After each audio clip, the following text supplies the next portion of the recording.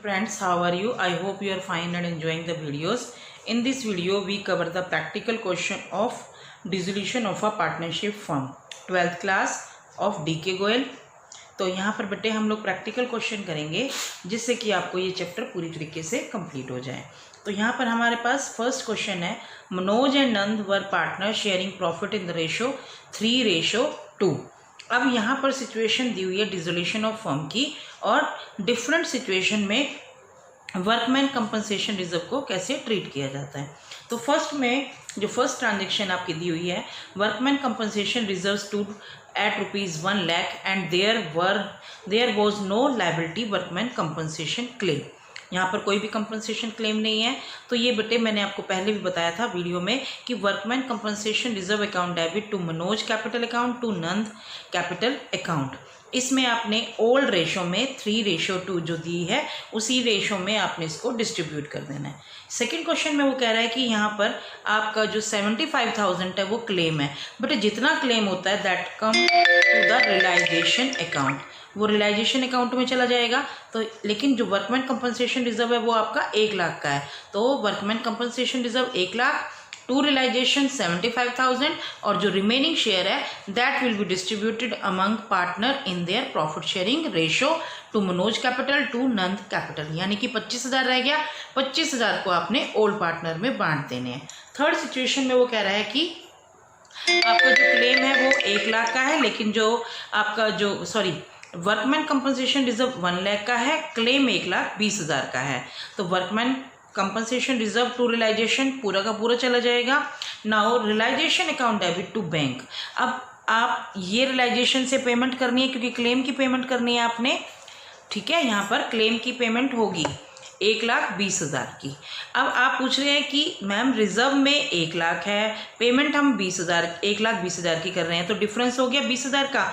But अगर आप पूरा ही ट्रीटमेंट इसका करेंगे तो इसमें आपका क्या ट्रीटमेंट हो जाएगा कि जो ये 20,000 आपने रियलाइजेशन में डेबिट कर दिए हैं ये कौन बियर करेगा? पार्टनर्स। अगर आप लोग इसमें सिर्फ जर्नल एंट्री आती है तो then you have to pass Manoj capital account debit, Nand capital account debit to realisation, आपका यहाँ से क्लियर हो जाएगा।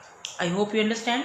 इन फोर्थ ट्रांजेक्शन क्लेम रिजर्व आपका 1 लाख है और क्लेम भी 1 लाख का है, तो डायरेक्टली आपका ये उसमें ट्रांसफ़र हो जाएगा।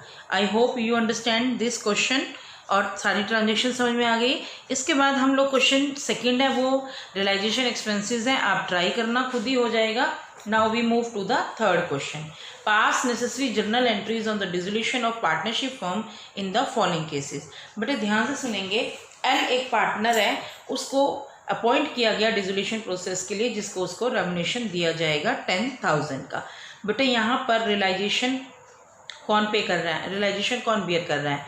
फर्म, और उसके लिए बदले में उसको कितना, पार्टनर को क्या दिया जा रहा है? 10,000 का रेम्युनरेशन दिया जा रहा है। तो सिंपल सा है, realisation account debit to L, क्योंकि मैंने आपको एक बात बताई थी यहाँ पर कि कौन बियर करता है और कौन पेड करता है।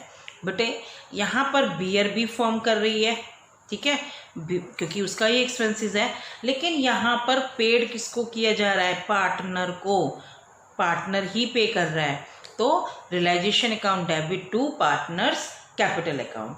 आगे है बेटे dissolution expenses 8,000 were paid by the partner. यहाँ पर बियर कौन है? फर्म, ठीक है, और पेड कौन कर रहा है? पार्टनर। तो क्या होगा?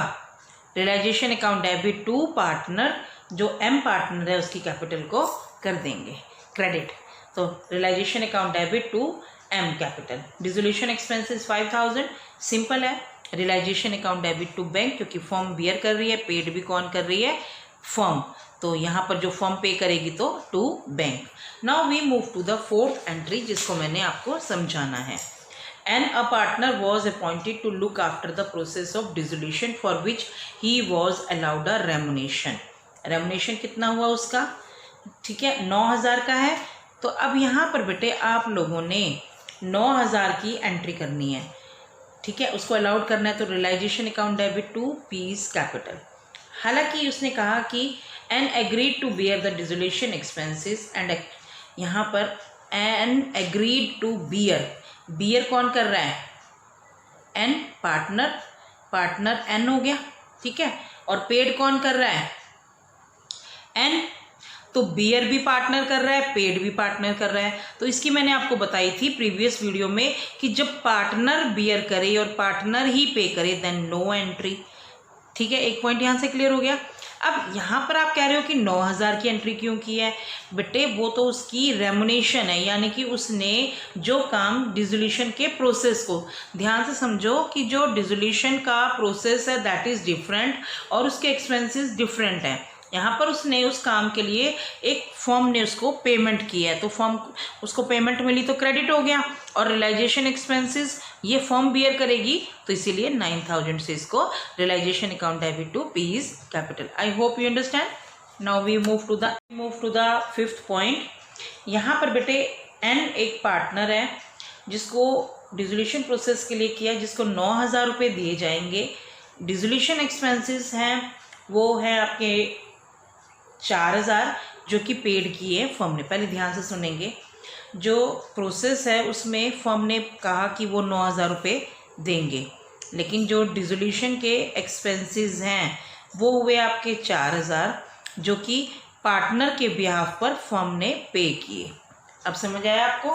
पार्टनर के पहले वाले पे पास में क्या था कि उसका पार्टनर को अपॉइंट किया गया डिसोल्यूशन प्रोसेस के लिए, उसको 7,000 रुपीज़ उसको पेड करने हैं, उसने बियर किए एक्सपेंसेस और उसने पे किए, तो उसकी कोई एंट्री नहीं थी। लेकिन यहाँ पर क्या हुआ, जो एक्सपेंसेस थे वो फर्म ने पे किए, बियर किसको करने थे, एन को, पार्टनर को, लेकिन पेड किसने किए, फर्म ने। अब जो फर्म ने पे किए हैं 4,000 रुपये तो टू बैंक आ जाएगा, और बियर रियलाइजेशन एक्सपेंसेस हैं फर्म के लिए ही आएंगे। फर्म पार्टनर ने बियर करने थे और उसी ने, लेकिन उसने फर्म के एक्सपेंसेस को उसने बियर किया तो रियलाइजेशन अकाउंट डेबिट।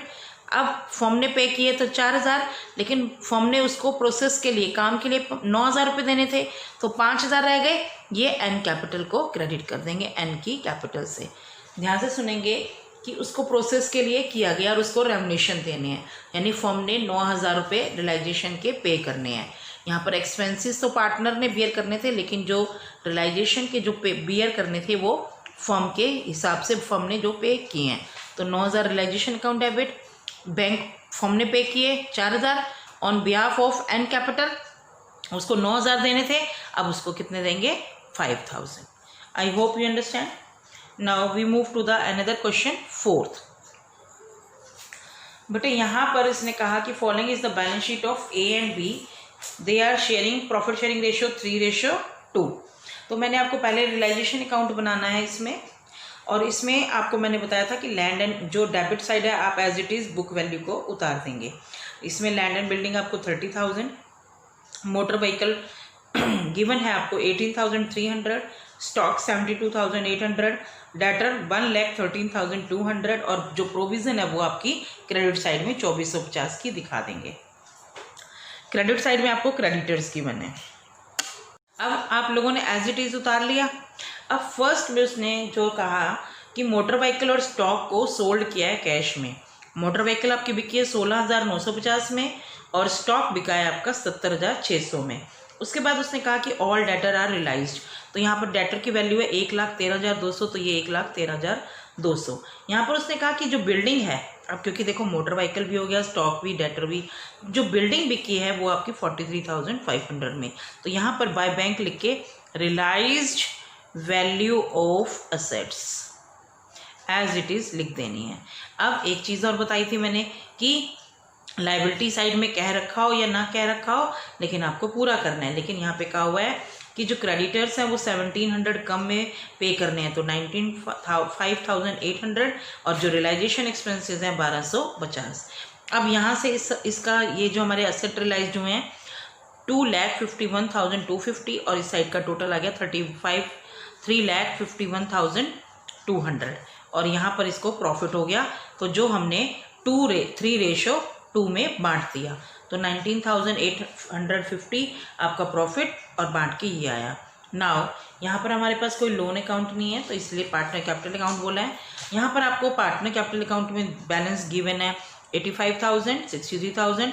रियलाइजेशन वाला जो प्रॉफिट है यहाँ ट्रांसफ़र हो जाएगा, और अगर कोई पार्टनर ने एसेट ली होती तो यहाँ पर ट्रांसफ़र हो जाती, लेकिन ली नहीं है तो यहाँ पर पेड बैलेंस कितना आ जाएगा 96,910, 70,940। तो यहाँ पर आप बैंक बनाएंगे। बैलेंस आपका ओपनिंग बैलेंस गिवन है 13,650। असेट्स आपके कितने रिलीज हुए 2,51,250। क्रेडिटर्स की पेमेंट इतनी करी है पेमेंट में, यहाँ पे एक्सपेंसेस आपके 1250, 96,910 ए की कैपिटल की पेमेंट करनी है, और 70,940। तो यहाँ पर ये बैलेंस मिल गया और आपका ये finish question. I hope you understand this question. Now we move to the another question, that is question number 6। बेटे 6 में भी वही प्रोसीजर रहेगा आपका, लेकिन यहाँ पर मैंने इसलिए करवाया है क्योंकि यहाँ पर 2 तरह के लोन अकाउंट गिवन है, तो इसके बाद आप लोगों को आसानी से दिक्कत नहीं होगी। तो यहाँ पर सबसे पहले हम उतारेंगे डेबिट साइड में डेटर्स। डेटर आपके 1,80,000 है, प्रोविज़न जो है आपकी 10,000 चली जाएगी, stock 2 lakh, investment 1,50,000, plant and machinery 4 lakh. यहाँ पर उसी तरह से लाइबिलिटी में क्रेडिटर्स आपके 2,10,000 बाय, हाँ जी इतना ही है। इसके बाद हम लोग एडजस्टमेंट करेंगे, क्योंकि आपको पता है कि यहाँ पर जो पार्टनर है वो ए और बी है, तो ए का लोन भी नहीं लिखना, जनरल रिजर्व भी नहीं डिस्ट्रीब्यूट करते और कैपिटल भी।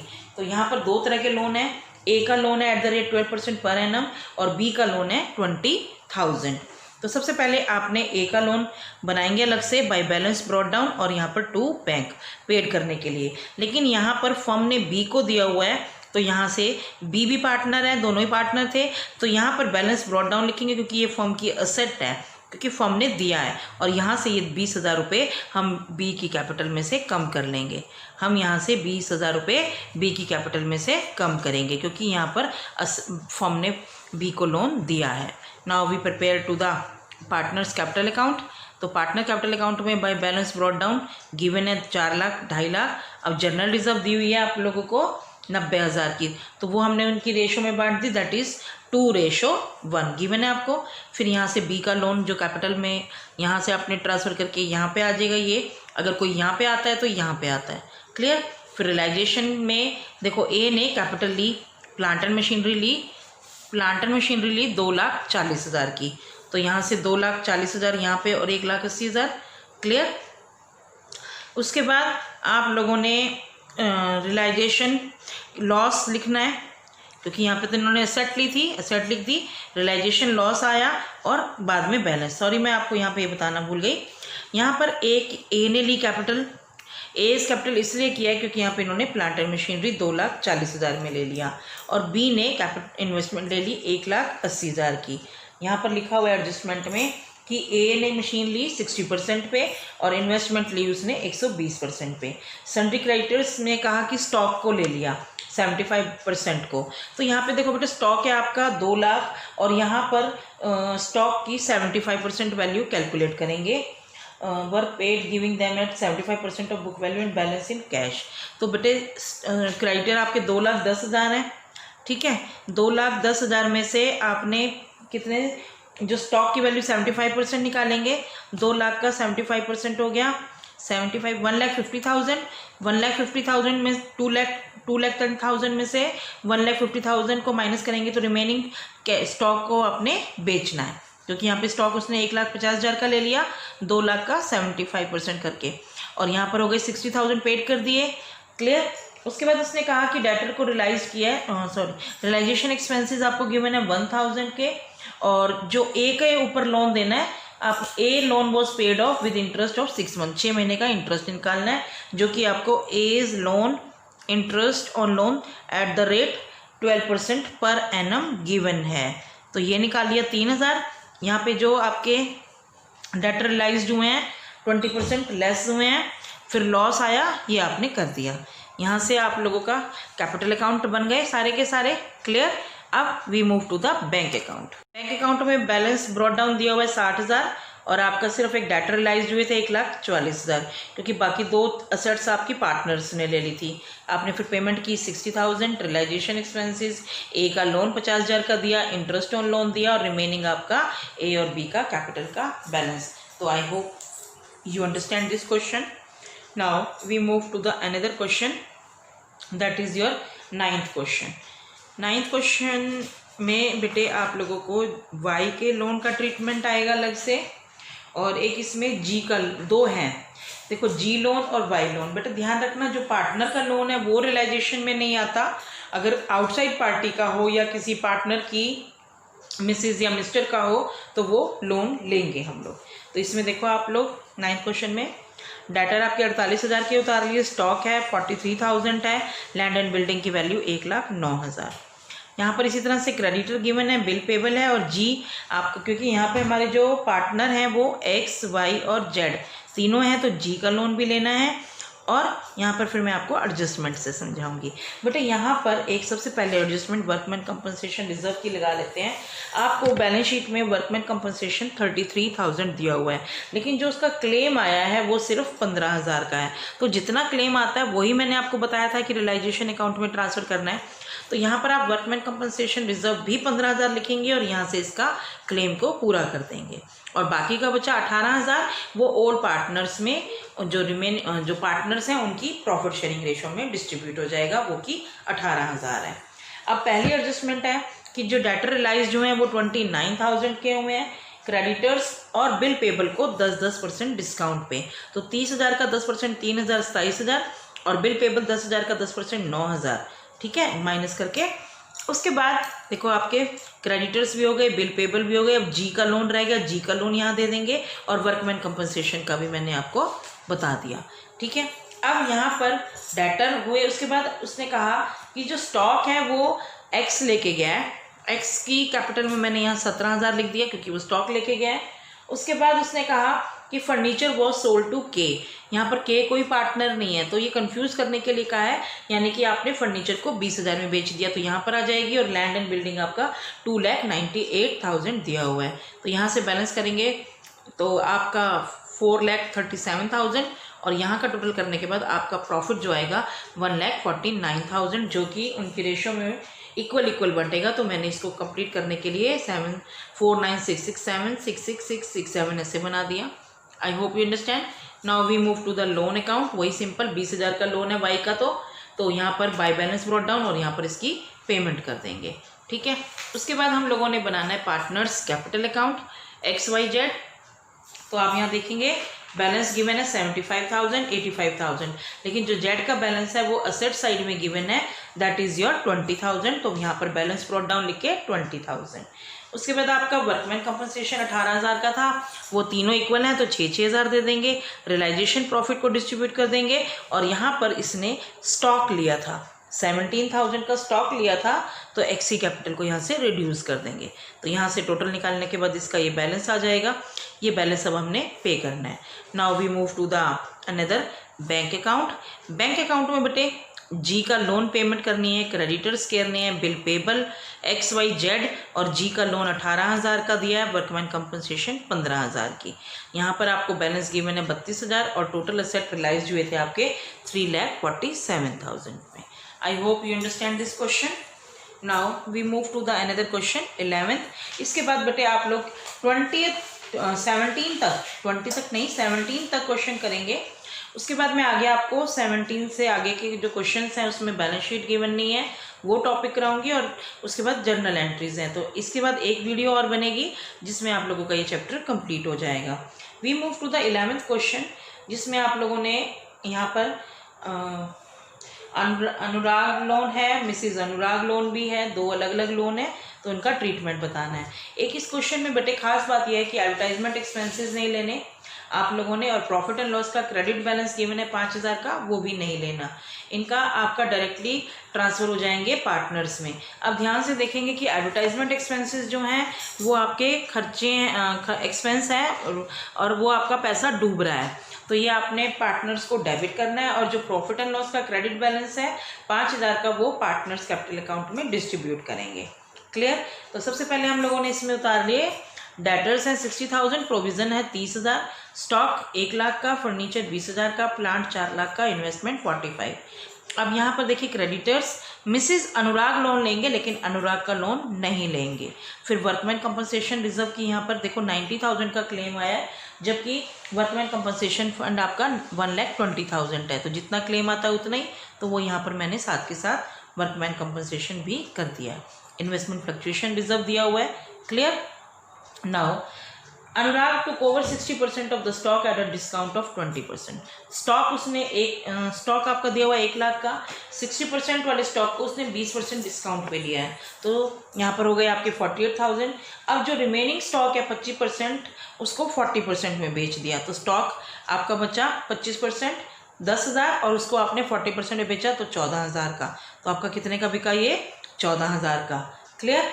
कैसे किया मैंने, पहले 1 लाख का 60% निकाल लिया, उसको 20% डिस्काउंट पे, बाकी बचा जो 25% था, जो उसने कहा कि 25% ऑफ द रिमेनिंग स्टॉक, जितना बचा 25,000 का, यानी कि 1 लाख में से 60,000 चले गए, रह गए 40,000, 40,000 का 25% निकाला तो 10%, और बाकी का जो आपका स्टॉक है वो बिल्कुल ऑब्सोलीट हो गया है, नुकसान है, तो उसको कुछ भी नहीं करना। तो आपने 40,000 का 25% निकाला 10,000, 10,000 को आपने 40% प्रॉफिट पर बेच दिया।